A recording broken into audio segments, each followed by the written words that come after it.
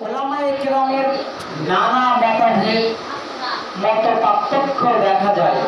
তো আজকে আমরা জুমার খুতবায় আলোচনা করব রাসূল সাল্লাল্লাহু আলাইহি সাল্লামের জীবনীতে আমাদের জন্য রয়েছে যে শিক্ষা। রাসূল সাল্লাল্লাহু আলাইহি সাল্লামের 1 থেকে 40 বছর, এটা হলো রাসূল সাল্লাল্লাহু আলাইহি সাল্লামের নবুয়তের আগে 1 থেকে 40 বছর। এই 40 বছরে তিনি কি করেছেন?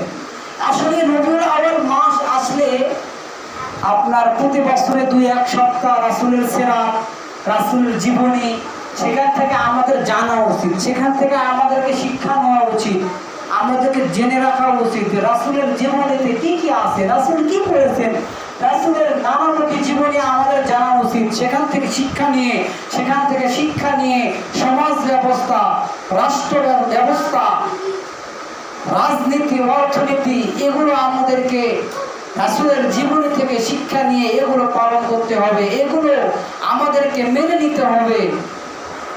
তো রাসূল সাল্লাল্লাহু আলাইহি ওয়াসাল্লাম এর আগের সপ্তাহে আলোচনা করেছি নবী দিবস বা ঈদে মিলাদুন নবী। তো আজকে আলোচনা করব রাসূলের জীবনীতে আমাদের জন্য যে শিক্ষা। রাসূল সাল্লাল্লাহু আলাইহি ওয়াসাল্লাম রবিউল আউয়াল মাসের 9 তারিখে সোমবার দিন আপনার সুবহে সাদেকের সময়, সুবহে সাদেক তিনি 571 খ্রিস্টাব্দে তিনি জন্মগ্রহণ করেছেন। তো রাসূল সাল্লাল্লাহু আলাইহি ওয়াসাল্লাম যখন পৃথিবীর বুকে আসলেন, রাসূল সাল্লাল্লাহু আলাইহি ওয়াসাল্লাম আসার পরে, মুহাম্মদ সাল্লাল্লাহু আলাইহি ওয়াসাল্লাম আসার পরে আপনার পারস্য দেশে রাজা হিরাকিল, রোম সাম্রাজ্য, এগুলো বিভিন্ন জায়গায় যেগুলো মূর্তি ছিল এগুলো মূর্তি খান হয়ে গেল, ভেঙে গেল, নষ্ট হয়ে গেল। রাসূল সাল্লাল্লাহু আলাইহি ওয়াসাল্লামের শুভ জন্মদিনের আগমনে রাসূল যখন জন্মগ্রহণ করলেন, জন্মগ্রহণ করার পরে রাসূল সাল্লাল্লাহু আলাইহি ওয়াসাল্লামের জন্মের 6 মাস আগেই তার বাবা ইন্তিকাল করেছেন, তার বাবা মারা গিয়েছেন। অর্থাৎ রাসূল যখন মায়ের গর্ভে তখন তার বাবা মারা গেল। রাসূল সাল্লাল্লাহু আলাইহি ওয়াসাল্লাম জন্মগ্রহণ করার পরে আল্লাহর নবী যখন পৃথিবীর বুকে আসলেন তখন সর্বপ্রথম যখন আমিনা তাকে প্রসব করলেন, ভূমিষ্ঠ হলেন, তখন আমিনা কি করলো? রাসূল সাল্লাল্লাহু আলাইহি সাল্লামকে তার দাদা মুত্তালিবের হাতে তুলে দিলেন। মুত্তালিব তখন রাসূল সাল্লাল্লাহু আলাইহি সাল্লামকে নিয়ে কাবা চত্বরে গিয়ে লোকজনের সমাগম, সেখানে রাসূল সাল্লাল্লাহু আলাইহি সাল্লামকে নিয়ে আল্লাহ সুবহানাহু ওয়া তাআলার দরবারে দোয়া করলেন। এখন বলবেন আব্দুল মুত্তালিব সে তো মুশরিক, সে আবার আল্লাহর কাছে দোয়া করে কিভাবে?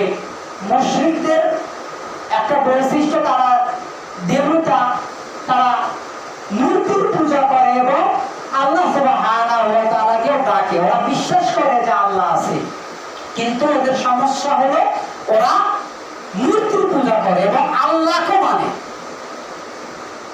ওই যে আসহাবে ফিলের যে ঘটনা, বাদশাহ আব্রাহা যখন আসলো, আসার পরে বাদশাহ আব্রাহা ওই মুআসসার নামে স্থানে এসে আব্দুল মুত্তালিবের যত ছাগল ছিল, ভেড়া, ডুম্ব, এগুলো কি করলো? আব্দুল মুত্তালিবের ছাগল, ভেড়া, ডুম্ব তারা কি করলো? ধরে নিয়ে গেল। তো আব্দুল মুত্তালিবকে খবর দেওয়া হলো বাদশাহ আব্রাহা তো তোমার ছাগল ধরে নিয়ে গেছে।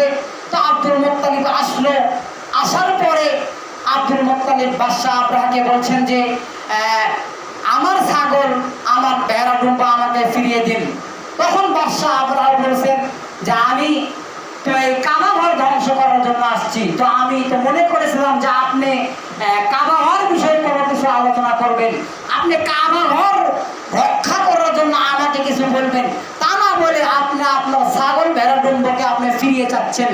তো আব্দুল মুত্তালিব তখন একটা কথা বলেছিল যে কাবা ঘর যাও, কাবা ঘরের একজন মালিক আছে, আর যে এই ঘরের মালিক তিনি এই কাবা ঘরকে রক্ষা করবেন। এই কথা দ্বারা বোঝা গেল আব্দুল মুত্তালিব আল্লাহ সুবহানাহু ওয়া তাআলাকে বিশ্বাস করত। তো আল্লাহ রাসূল সাল্লাল্লাহু আলাইহি সাল্লাম জন্মগ্রহণ করার পরে কাবা ঘরে নিয়ে গিয়ে আব্দুল মুত্তালিব রাসূল সাল্লাল্লাহু আলাইহি সাল্লামকে নিয়ে দোয়া করতেছেন। এরপরে সর্বপ্রথম রাসূল সাল্লাল্লাহু আলাইহি সাল্লাম উম্মে আয়মানের দুধ পান করলেন। এরপরে ওই যে বেদাতেরা একটা আপনার ঘটনা বর্ণনা করে রাসূল সাল্লাল্লাহু আলাইহি সাল্লামকে, তারপরে ওই যে আবু লাহাবের আপনার সুয়াইবিয়া নামে একজন দাসী ছিল, ওই দাসী কি করলো রাসূল সাল্লাল্লাহু আলাইহি সাল্লামকে দুধ পান করালো। দুধ পান করানোর পরে তার একটু দেরি হয়ে গেল। দেরি হওয়ার কারণে যখন আবু লাহাবের বাড়িতে পৌঁছলো তখন আবু লাহাব তাকে প্রহার করলো, মারধর করলো যে তুমি কোথায় গিয়েছিলে। তখন দাসী সুয়াইবা বলতেছে যে তোমার ভাই যে মারা গেছে, তোমার ভাইয়ের একটা সন্তান হয়েছে মুহাম্মদ। তো আব্দুল মুত্তালিব শিশুর নাম রেখেছিলেন, কাবা ঘরে নিয়ে গিয়ে নাম রেখেছিলেন মুহাম্মদ। মুহাম্মদ মানে প্রশংসিত।